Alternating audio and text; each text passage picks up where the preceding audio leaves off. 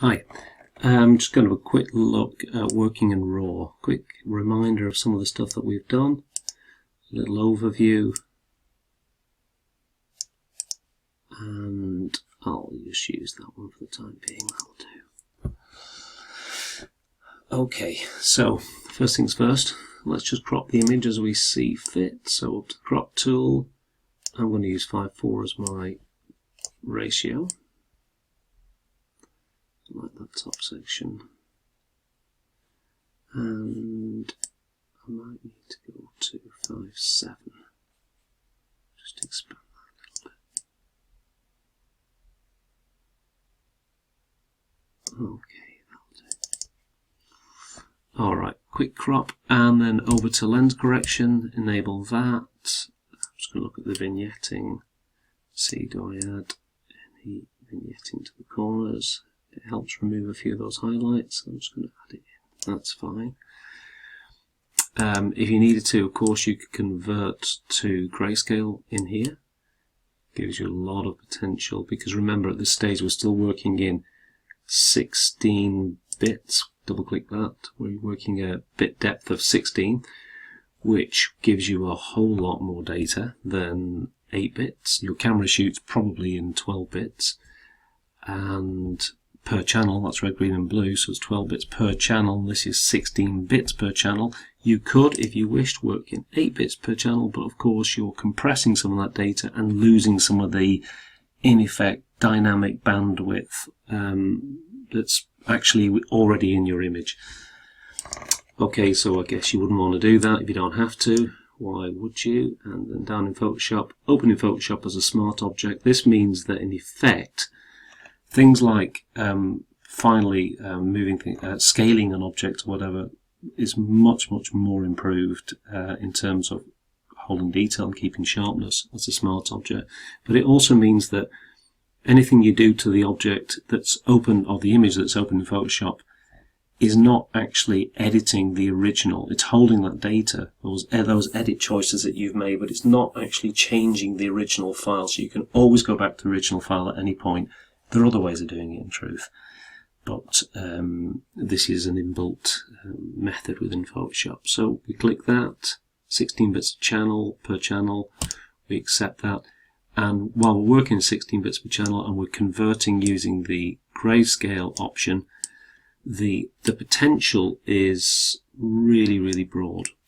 There's a lot that's going on here, and it's very subtle. You've got to really examine what's happening. I'm just going to use the before and after option so we can see what's happening to the image as we change it. And you just got to be don't just kind of wiggle the sliders around and think everything's going to be cool. You could be doing some kind of damage to the image. You could be ruining little sections of it by over-egging some of these sliders.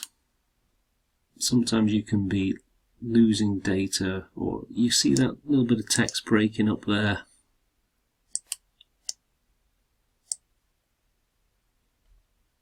Just got to kind of like control it. Don't go mad in effect. Okay, so if you needed to, I'm just using Control and Plus to zoom in and out. But if you need to, you could alter your grayscale there. At this point I don't need to, so I'll just have a little look at the white balance. Now we've got our white balance presets, same as that you have in your camera. Choose them as you see fit. Alternatively, you can just go straight to the slider and adjust the tone of the image as you see fit. Or you could use the white balance tool up here, which when you select a section of the image, it adjusts the overall white balance in accordance with the ink dropper selection. You see that shift there. Keep your eye on the temperature slider and you'll see it moving. Okay.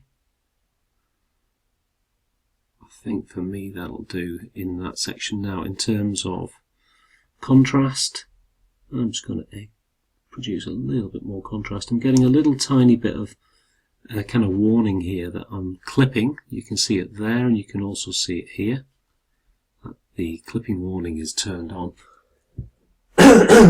Excuse me. I can just use the white slider to kind of like take those last little bits out there. I don't really, if I'm honest, I don't really use this clarity and vibrance thing. It does add detail. Can you see here? It's adding contrast at a very, very kind of like local level. So it's, you know, you can see in the histogram as well, the slider's just picking up. But I always find it adds a little bit of noise as well, so I kind of steer away from it if I'm honest. Vibrance.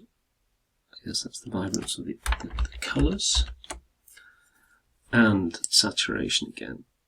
So, well, it's certainly just a subtle shift. I'm getting a little bit more tone in here than I was over here, although I'm losing a little bit up here in the top left hand corner, but I don't mind. In truth, that's okay.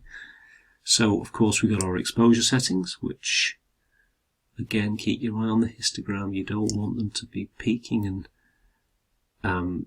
setting off these warnings. So you've got your highlight clipping warning, your shadow clipping warning, so you just want to keep that controlled, like so.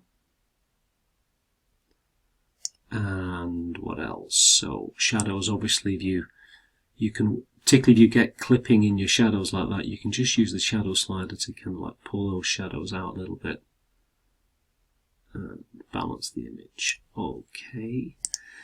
In terms of the tone curve, we've got the parametric input method, or we've got the point input method, which just allows you to create a few points and in effect control the tonal range of your image, like so. I'm going for like a really shadow-esque curve. But in doing so, I'm conscious of the fact that the colour has kind of slipped into a slightly warmer register than the one I want. So I'm just going to cool it a little bit. Let's knock it back a little bit there. So it's a little bit warmer, a little bit cooler. And as a final thing, I think what I'll do is, final thing, I'll also add a little bit of sharpening. So the sharpening radius, the sharpening amount, it's not always easy. I have to really zoom in to let you see what's going on here. Now, can you see,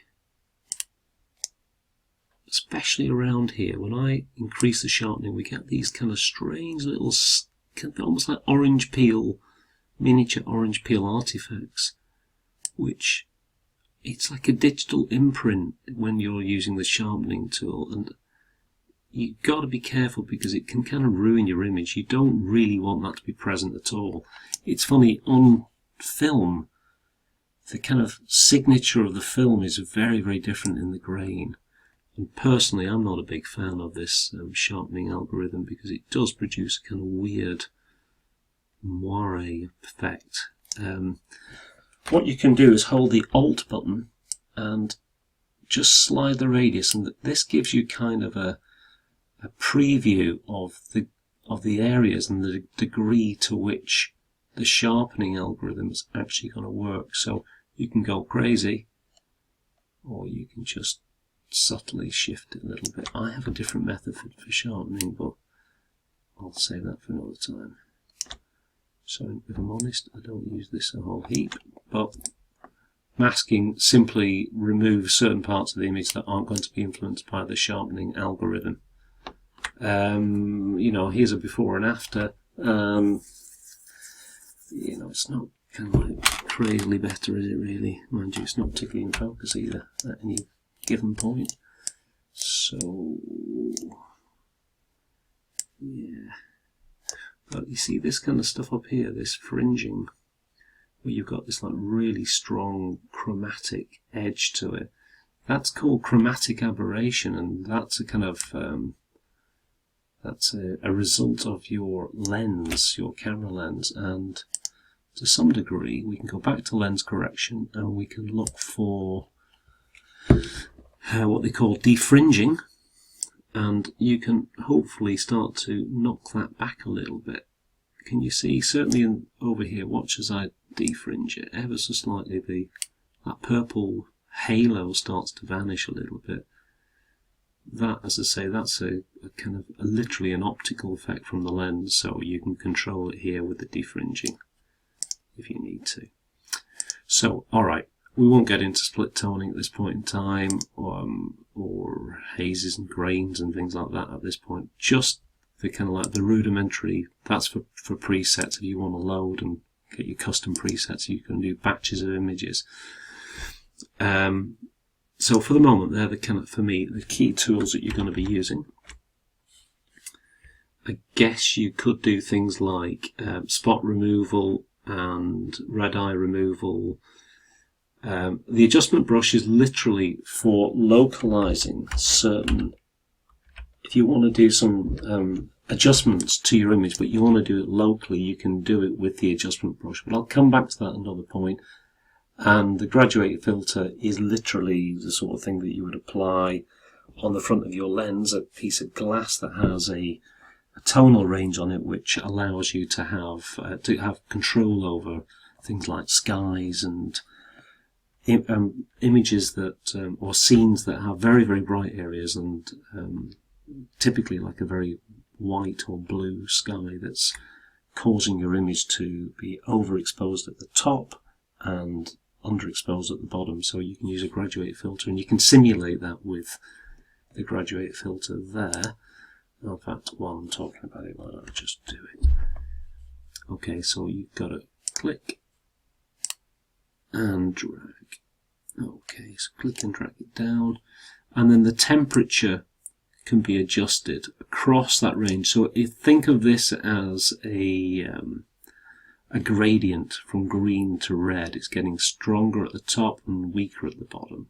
So it's like a gradient effect, and you can have it whichever way you want, right to left, top to bottom, whatever. You just need to push that around, and you've got a whole bunch of effects here that are very specific. Okay, so we can get in there. Just look at the exposure settings. Should we want to add a little bit more tonality back into the sky, etc. And my shadows, I'm just going to lift those ever so slightly. Whites are fine. Blacks are fine. Okay, we could go on forever, but in the meantime, that's a quick overview. I'll just say Open Object. And ignore that, that's a previous thing. That's okay. That's okay, let's have a little zoom in. Have a little look at it. Still got quite a bit of fringing on there, to be honest. Maybe I didn't hit the OK button for the fringing, so I'll just go back into that, double check that. In there, and manual and fringe. Take that down.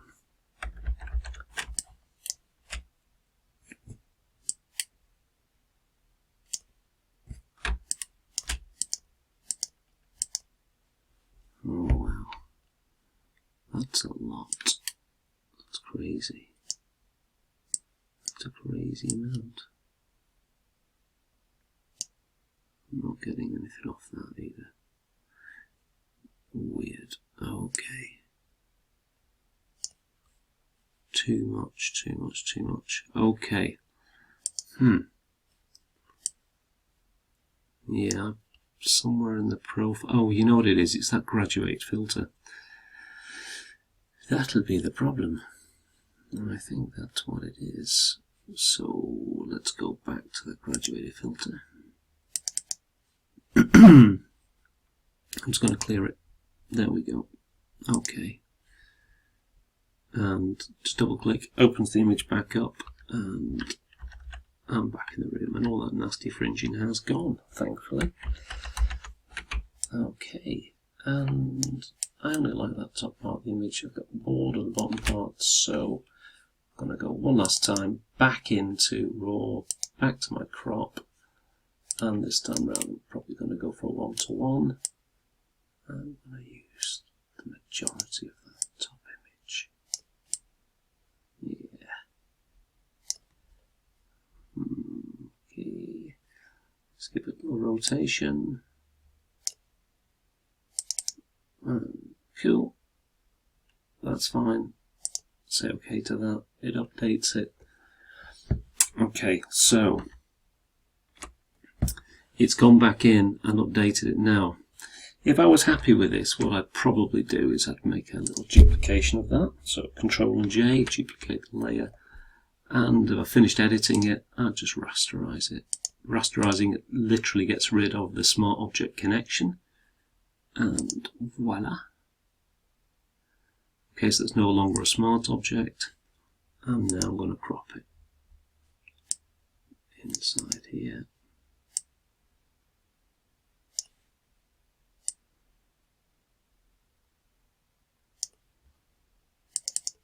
Okay, cool. Nice enough. Okay, so that was a bit longer than I thought. But anyway, see what you can do with that. Have a little play with it and see. I'll come around and check out what you're doing. Alright, thanks. When I say I come around and check out what you're doing, I mean in class. Okay, see you later.